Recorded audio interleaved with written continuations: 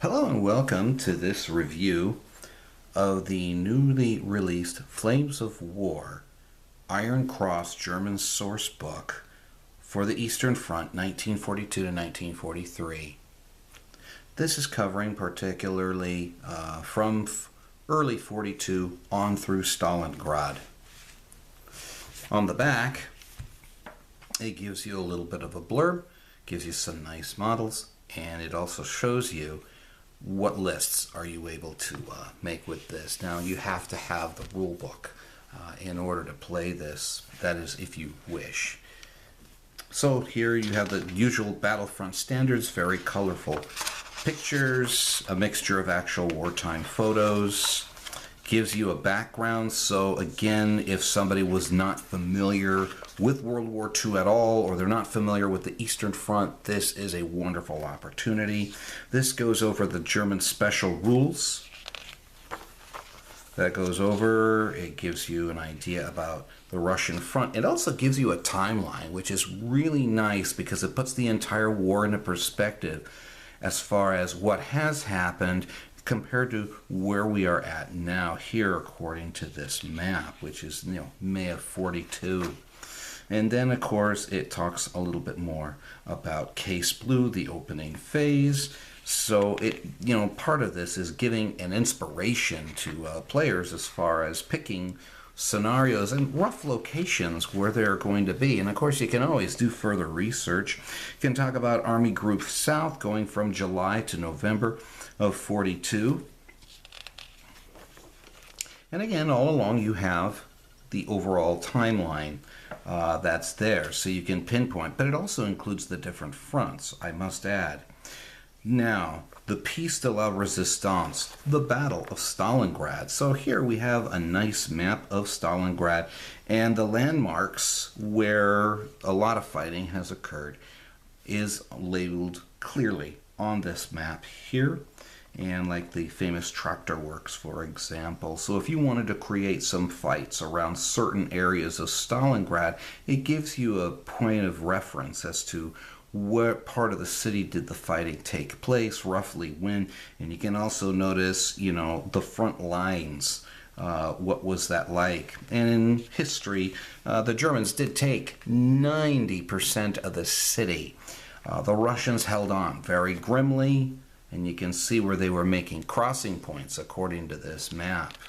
It was not an easy thing, and many, many men, women, and children died in this battle. Next section, you have the Know Your Panzers. Again, some of those will be fairly familiar if you've been playing with North Africa, except the coloring's a little bit different. Now we have the Panzer Grey, it was around 1943 where they switched from Panzer Grey toward the type of Dunkelgrab. I'm not quite sure of the name. But the idea, again, it's about camouflage.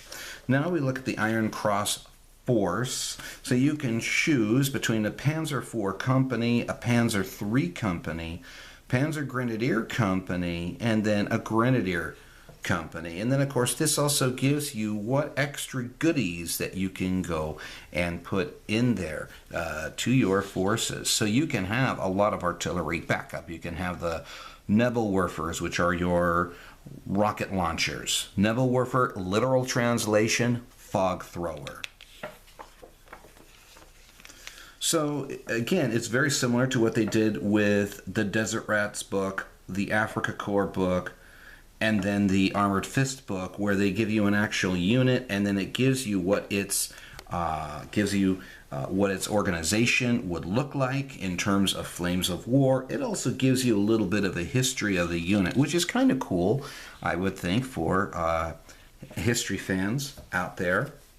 And of course, when you look at the Mark IV or the Panzer IV tank, you do have different variations. That was literally the only design that started the war in 1939 and ended the war in 1945. They just kept adding more armor, upgunning the gun, making some minor improvements here and there.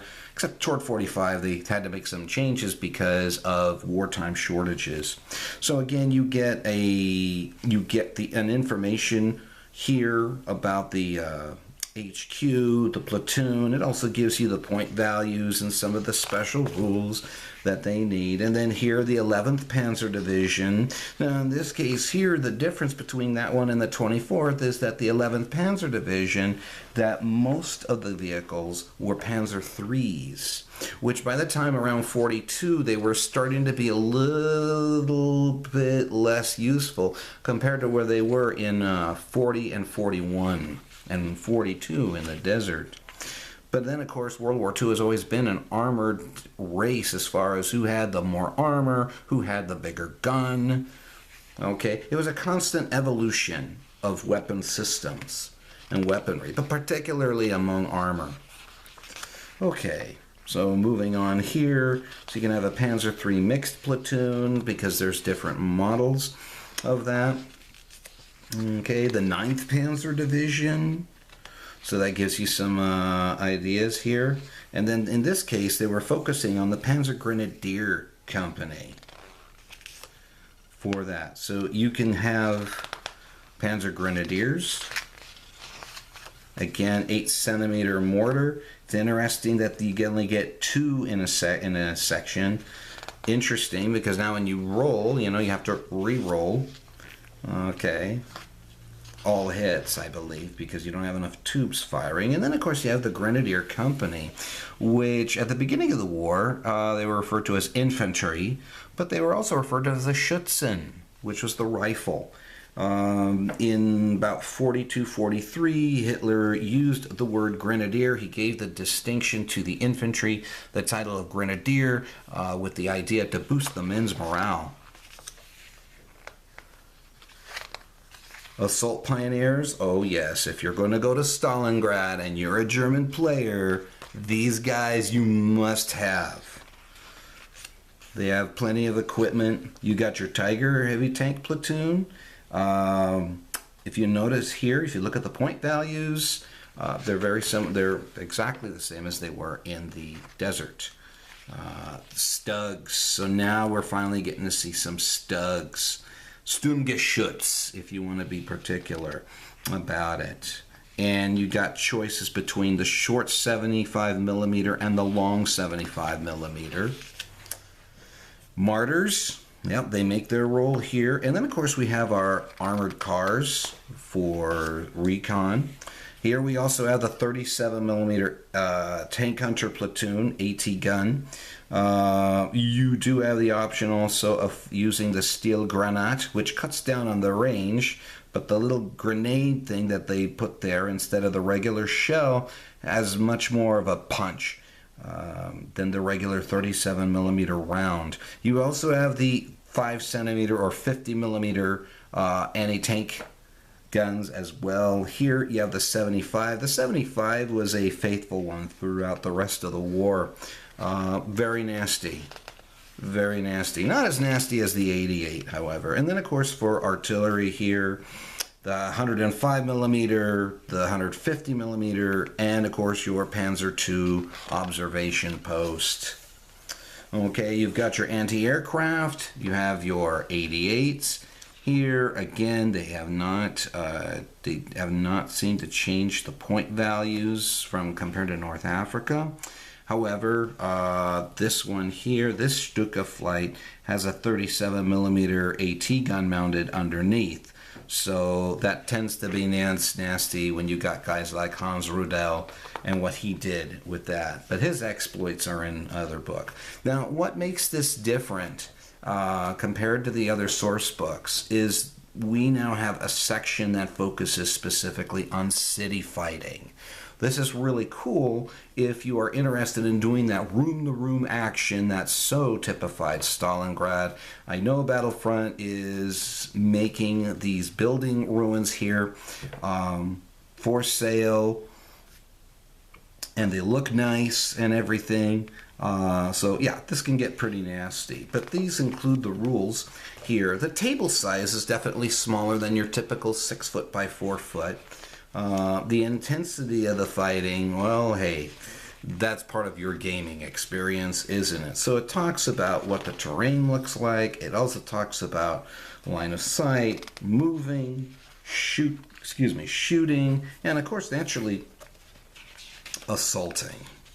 Okay, I have to sit down and spend the time reading this. Now, urban assault missions, so you have here the factory, here you have the boulevard, so there's definitely some differences here. Now, I have to point out that there is the Soviet source book, which is called Enemy at the Gates. They also have the urban assault rules, the city fighting rules. Their scenarios are not the same as these. So if you're thinking you're getting the exact same scenarios in the Russian source book, you're not. Still, it's some pretty good, interesting ideas here. Now, the thing about these maps here, for these scenarios, it's 3 feet by 2 feet. So that really cuts down on the thing. And then, of course, they give you the painting, how to paint the German tanks. You can paint them in winter if you want. From a practical perspective, I would go and paint these like mid-war gray, simply because I think it adds a little bit more flexibility. Although it's cool to have the winter camo when you have a winter table. Okay, how to paint the Stuka as well. It gives you tips on how to do some highlighting. Okay, I would recommend doing the highlighting with dry brush. It is a nice technique. It makes the details pop out, makes your vehicles look more pronounced. And then, of course, here they show you a step-by-step how to paint your German infantry figure. They give you the list of paints that you have. Now, of course, here there's a little bit of variety in some parts of the uniform where they are telling you, you could use this paint or that paint, But the reality is that the uniforms, they had all different shades. It was still roughly the same color, but they had different shades. So if you if you have paint that's not the Forces of War color set, let's say it's a Vallejo or a Tamiya, they're close enough. The reality is German uniforms and Russian uniforms and American uniforms, everybody's uniforms had a different shade. That's just the way it was. Of course, this gives you ideas, instructions on basing, and then to kickstart your Iron Cross force, they give you, of course, some box sets that they have here. So, this Dietrich's Ghosts, that's a pretty reasonable force to get you up and running. And then, of course, the end of the thing here. So, all in all, I'm looking forward to this. I'm going to spend some more time reading it and see what we have going. And I'd like to do some Stalingrad fighting. Okay, I hope that this review benefited you guys. You take care and God bless you.